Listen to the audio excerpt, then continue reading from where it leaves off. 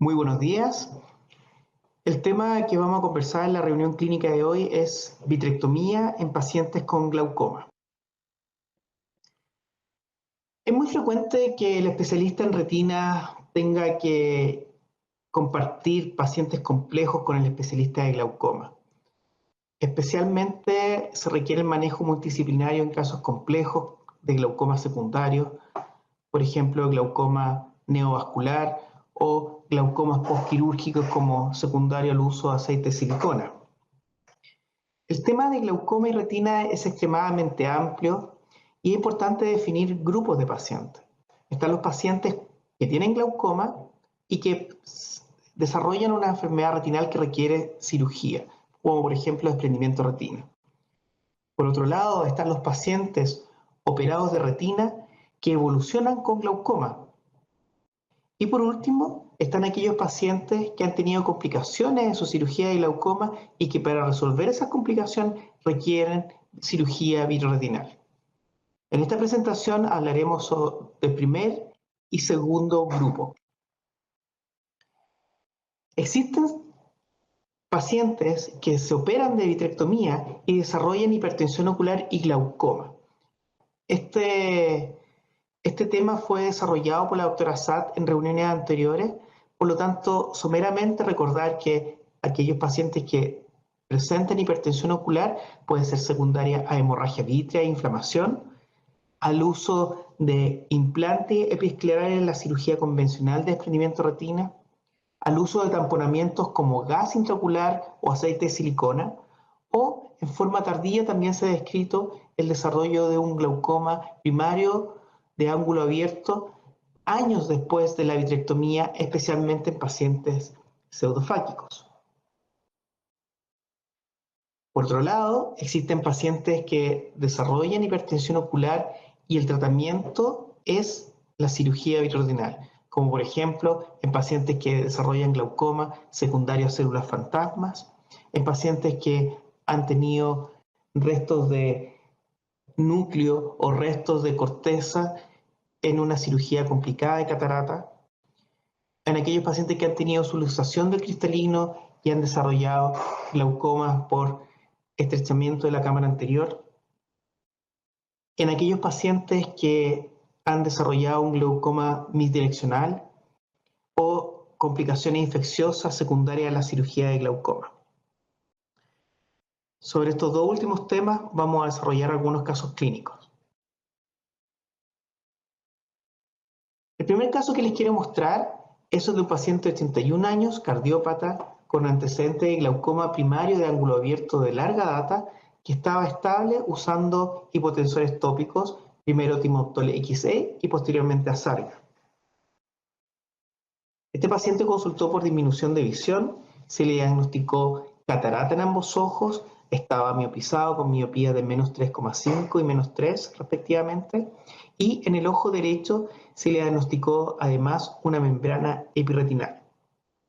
Este es el estudio preoperatorio donde se puede observar que tenía un glaucoma con un compromiso leve del campo visual y más moderado en el ojo izquierdo, y podemos observar en el OCT de mácula la presencia de una membrana epiretinal que produce una deformación del perfil macular foveal y un engrosamiento macular. Este paciente, por lo tanto, se le indicó cirugía de catarata en el ojo derecho y cirugía combinada de catarata y retina en el ojo izquierdo.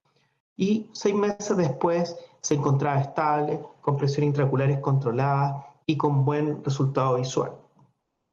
Sin embargo, varios meses después, un año y medio posterior a la cirugía, el paciente acude a control y podemos ver que evoluciona con hipertensión ocular a pesar del uso de hipotensores tópicos en el ojo izquierdo, y podemos consignar que había una evidente progresión de la excavación papilar en el ojo izquierdo. Se hizo un cambio de hipotensores tópicos que fue muy mal tolerado por ojo rojo, alergia, alteración de la superficie ocular.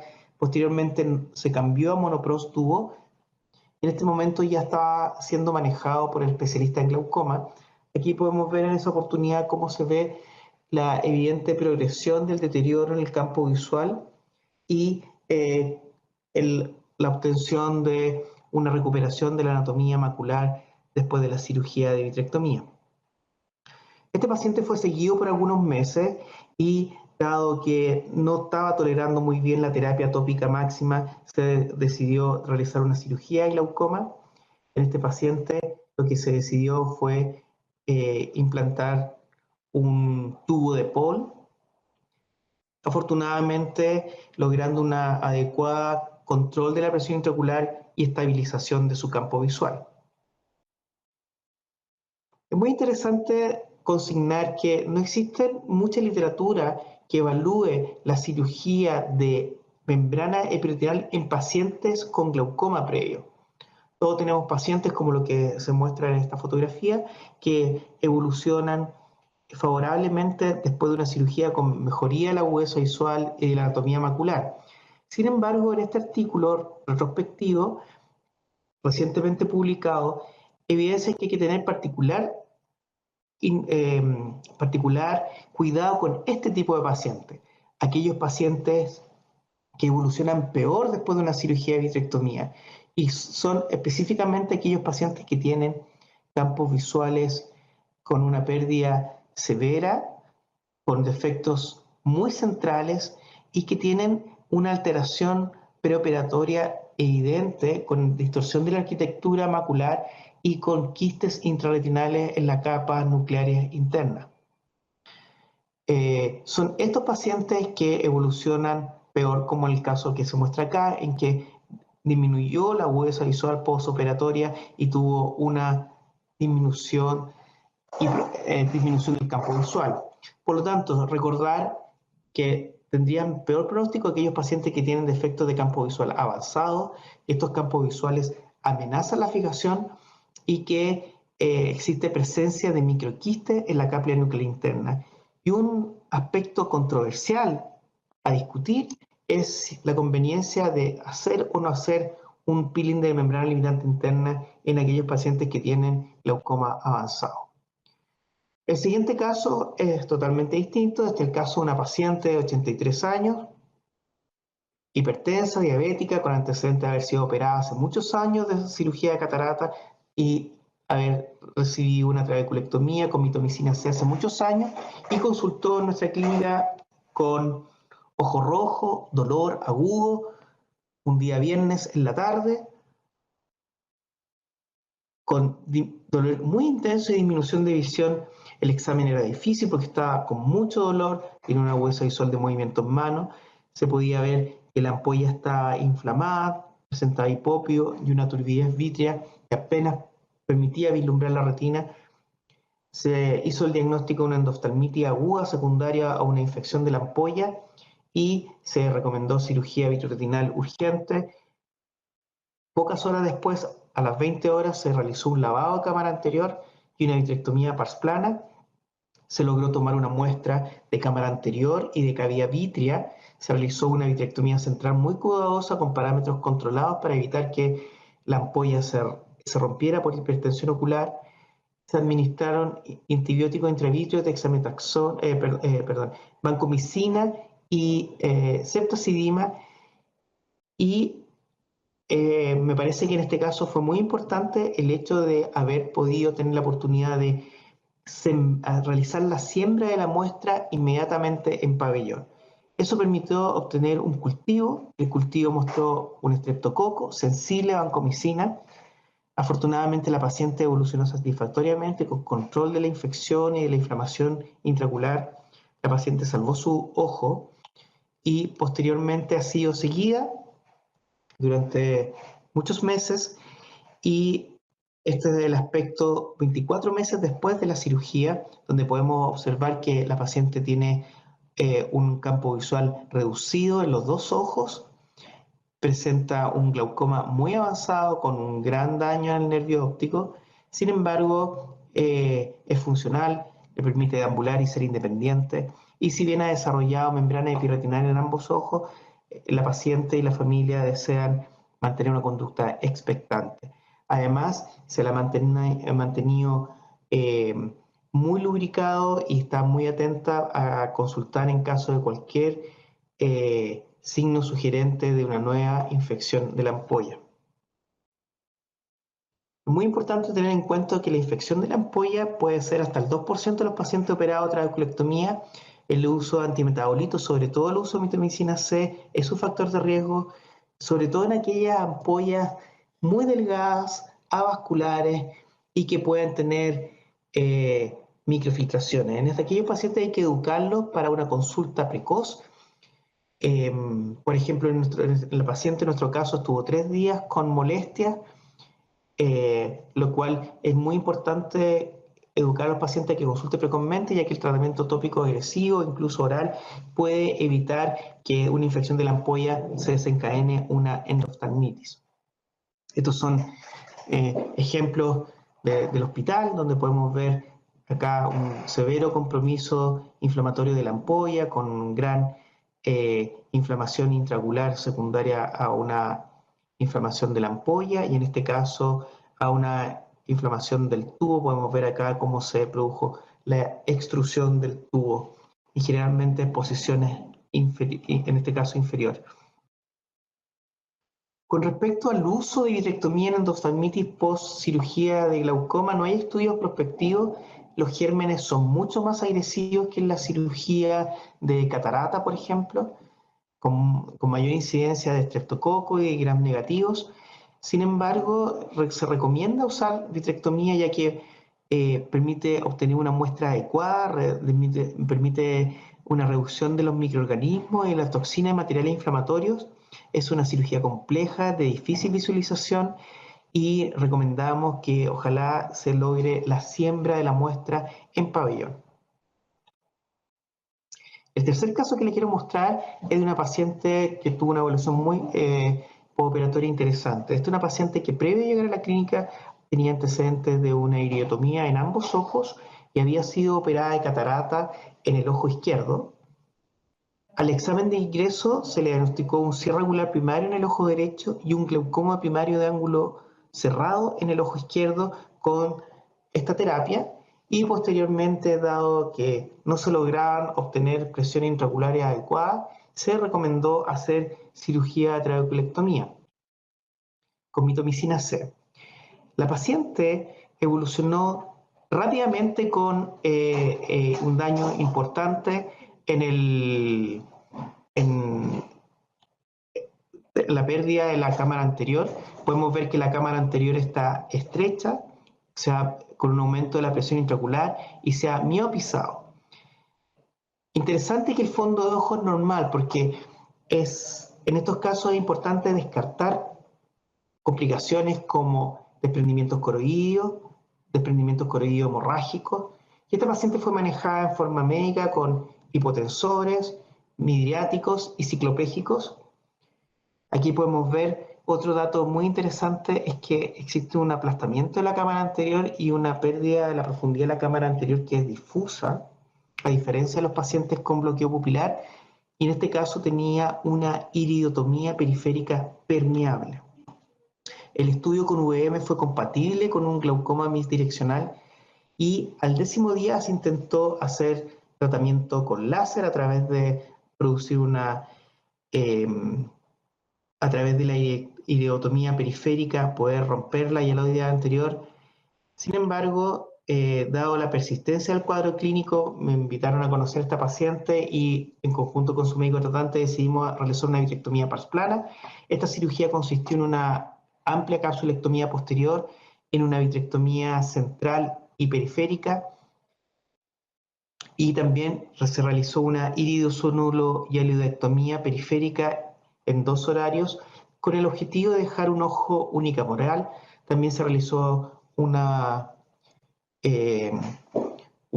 se le administró mitomicina C a la ampolla y podemos ver entonces en los pasos más interesantes de la cirugía en que estamos repermeabilizando la iridotomía que tenía previamente el paciente y probablemente hacer una vitrectomía lo más amplia y tener la precaución de hacer una iridosonulohialodectomía completa, amplia, de tal manera de poder dejar el ojo unicameral. En este caso se logró la profundización de la cámara anterior, la estabilización de la presión intraocular y también se logró la resolución de la miopización de la paciente. Hay que tener en mente que el glaucoma maligno o glaucoma bidireccional se produce por aumento de la presión intraocular, disminución de la profundidad de la cámara anterior en presencia de una iridotomía periférica permeable. Este es un diagnóstico de exclusión. Es muy importante descartar desprendimientos coroidíneos, desprendimientos coroidíneos hemorrágicos y otras causas de aplastamiento de la cámara anterior. Hay que tener especial precaución en aquellos pacientes con hipermetropía, con glaucoma de ángulos cerrados con sinequias anteriores, y en este caso pacientes con cirugía. El tratamiento médico consiste en usar midriáticos, cicloplégicos, hipotensores tópicos o sistémicos como en este caso, y posteriormente se recomienda hacer un tratamiento escalonado, intentar la terapia láser, y en aquellos pacientes en los cuales no resulta, como en este caso, usar la vitrectomía como recurso, ya que interrumpe el ciclo, se permite a través de la iridosonuro y iridotomía periférica controlar la presión ocular y profundizar la cámara anterior.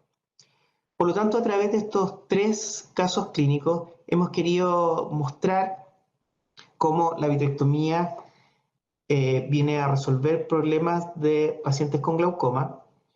Los cirujanos de glaucoma y de retina muchas veces tenemos que trabajar en conjunto para resolver casos complejos con un enfoque multidisciplinario. Estos casos muchas veces requieren múltiples procedimientos y son difíciles de manejar. Es importante en aquellos pacientes que tienen glaucoma avanzado y que van a ser sometidos a una cirugía vitreoretinal reconocer a aquellos pacientes que no son buenos candidatos a cirugía. También es importante educar a nuestros pacientes sobre los factores de riesgo y el tratamiento agresivo de aquellos pacientes que puedan desarrollar infección de la ampolla o complicaciones infecciosas después de una cirugía de un tubo. De tal manera de que si evoluciona endoftalmitis, proceder con una vitrectomía precoz. Reconocer aquellos factores de riesgo de glaucoma maligno y si el tratamiento médico o láser fracasa, evaluar la necesidad de realizar una vitrectomía parsplana. Eso es lo que les quería contar en esta reunión y recordar que vamos a presentar algunos de estos casos próximamente en el Congreso Chileno de Oftalmología. Muchas gracias por su atención.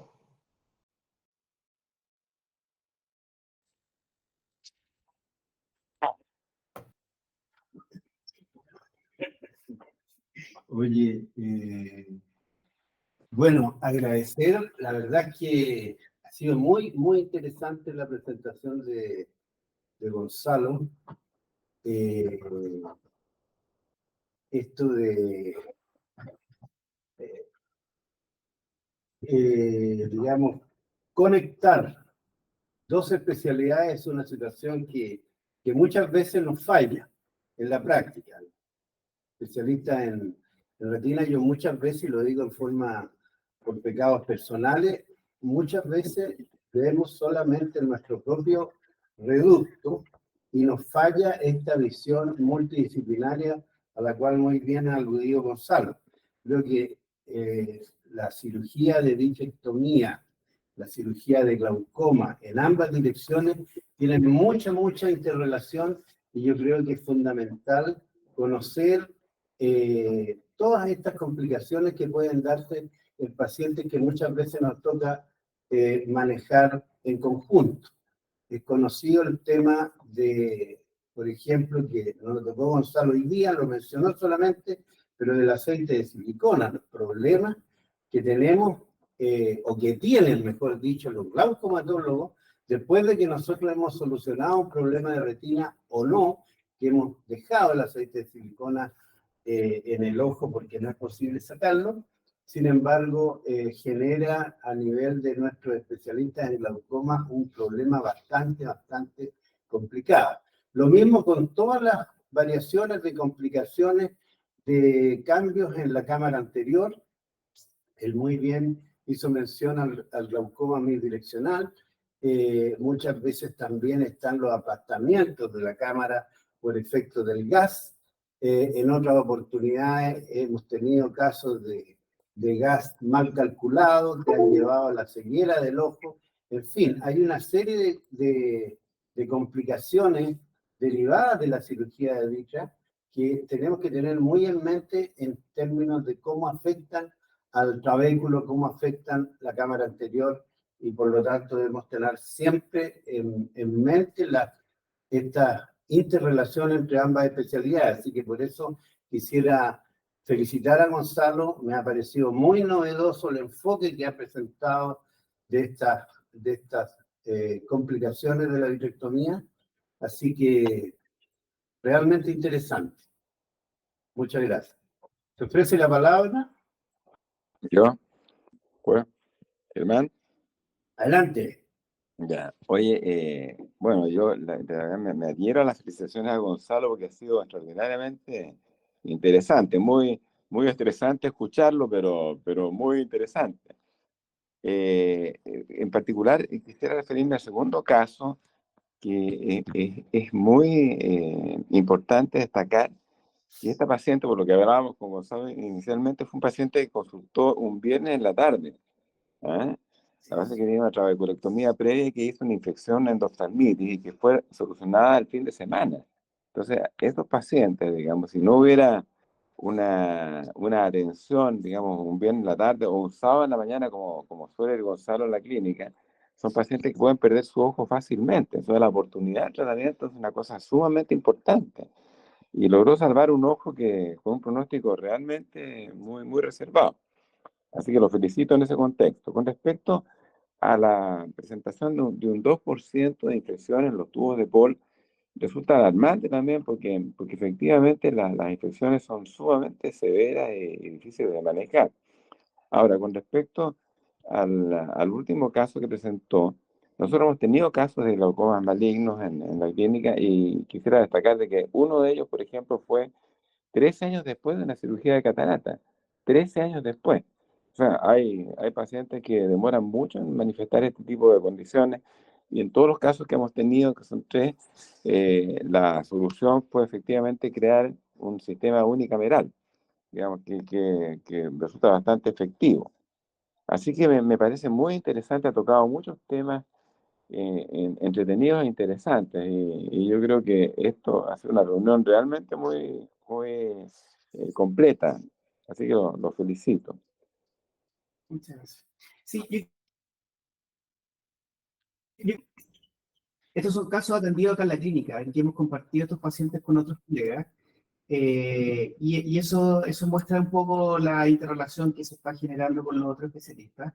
Y segundo, hacer hincapié también en lo que refería. Esta señora consultó un día bien en la tarde y afortunadamente me dio la posibilidad de resolverlo el mismo día. Estoy seguro que esa señora el lunes hubiera llegado sin visión, probablemente con un pronóstico muy malo.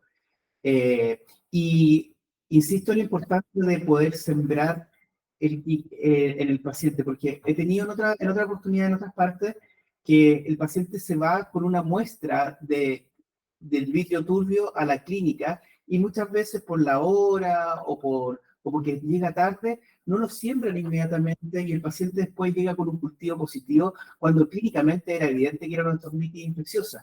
Y es muy importante tener un cultivo porque eso orienta la terapia. Después, si el germen no es resistente, eso puede cambiar el enfoque que uno puede tener con esos pacientes. Por eso cuando uno tenga estos pacientes, idealmente que la enfermera los siempre el pabellón y el paciente se vaya con las placas al laboratorio de microbiología, ese rendimiento, ese cultivo va a ser muchísimo mejor, perdón.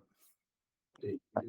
Oye, un pequeño detalle que me olvidaba comentar de que no deja de sorprender de que en el primer paciente que mencionó, a la que él tuvo que se había colocado un tubo de Paul, ese paciente, digamos, es un paciente que tiene una progresión de su daño de campo visual en forma tan rápida, un paciente de 80 años, digamos, es interesante consignar eso porque muchas veces se requiere de controles mucho más, digamos, seguidos y no dejar que el paciente pierda por tanto tiempo. Fíjense que ahí el daño de campo visual fue muy rápido. ¿Ah?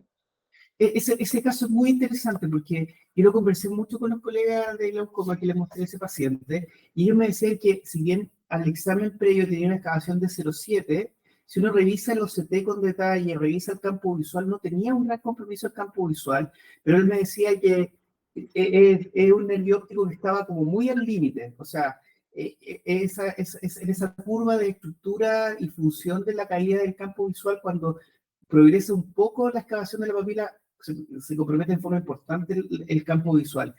Y ese paciente fue uno de los pacientes que se perdió durante la pandemia. Y eso fue un periodo muy importante, pero yo estoy súper de acuerdo, los pacientes que tienen glaucoma hay que controlarlos seriamente. Ahí se muestra un caso que el paciente estuvo casi más de un año sin control clínico y la progresión del glaucoma fue muy evidente. Oye, yo quería recoger la recomendación que acaba de hacer Gonzalo. Yo creo que es fundamental, eh, digamos, o que esté aquí alguna enfermera, o bien digamos que en toda la parte de estudio causal de microorganismos, ya sea con estudio de PCR o con estudio de microorganismos bacterianos, digamos, esté muy bien implementado en la clínica. Yo creo que ahí hay una falencia que tenemos que mejorar a la brevedad, porque en muchos casos quedan o se operan de noche y justo esa noche no estaba el mecanismo como para enviarlo a PCR o el tubito apropiado y se pierde la posibilidad de tener un estudio y una seguridad diagnóstica o en los casos que tú mencionaste. Yo creo que eso es fundamental y ahí hay un pecado en la clínica que hay que tratar de mejorar a la brevedad. No sé si alguien tiene algo que comentar. Osvaldo, Macarena, no sé si está Alan por ahí. Hola, buenos días. Hola, hola, ¿cómo estás? Bien, ¿y ustedes? Sí, yo quería darle las gracias nomás a Gonzalo porque volver a poner como en el tapete este tema que nos gusta, ¿no? Más vale llevarse, a mí me conviene llevarme bien con los retinólogos y a los retinólogos les conviene tener algún amigo glaucomatólogo porque le guste a uno, ¿no? Siempre puede pasar. Entonces, son temas súper relacionados. Afortunadamente, la clínica y en el sistema privado en general no es tan frecuente, pero porque se saca la silicona más a tiempo, ¿cierto? Y los pacientes se controlan más frecuente, pero yo he visto cosas bien complejas, sobre todo en el hospital. Y bueno, y nadie está libre de los glaucomas malignos, así que, y de las endoftalmitis, que como dijo Gonzalo, son mucho más severas y la vitrectomía tiene un rol fundamental cuando son post cirugía de glaucoma, así que gracias Gonzalo. No, sí, gracias. Yo creo que un tema interesante que podríamos revisar, y esto lo dejo ahí rebotando para a ver si algún becado se interesa, sería justamente ver las complicaciones glaucomatosas derivadas de la cirugía vitrea. Yo creo que ahí es interesante saber, no tenemos una exactitud de cuánto se produce en la clínica, de tal manera de poder actuar en conjunto con los colegas glaucomatólogos e ir viendo cómo podemos ir mejorando esa estadística. Eso es súper buena idea, doctor. Yo creo que sí, ahí tendríamos que ponerse como de acuerdo alguien de retina con de glaucoma para fijarse bien en la base de datos de qué cosas son importantes a recolectar para estar coordinados y tener un screening más exhaustivo, porque hay de esos trabajos afuera, pero no hay trabajos locales de eso. Exacto.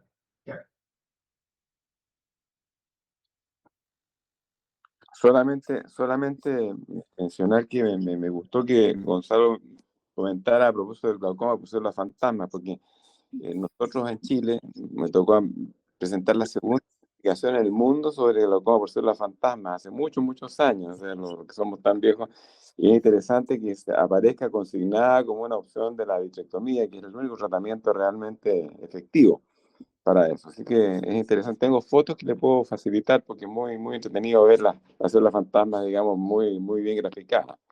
Y lo otro, nomás decirle que efectivamente los pacientes que tienen menos de 21 milímetros de largo son pacientes que son proclives efectivamente a hacer glaucomas malignos, digamos. Y esos pacientes, bueno, dice Osvaldo, dice que él a los pacientes con ojos muy chicos les da atropina por un mes, pero eso es una cosa bastante, casi un tratamiento de tortura por un tiempo largo. ¿Ah? Sí.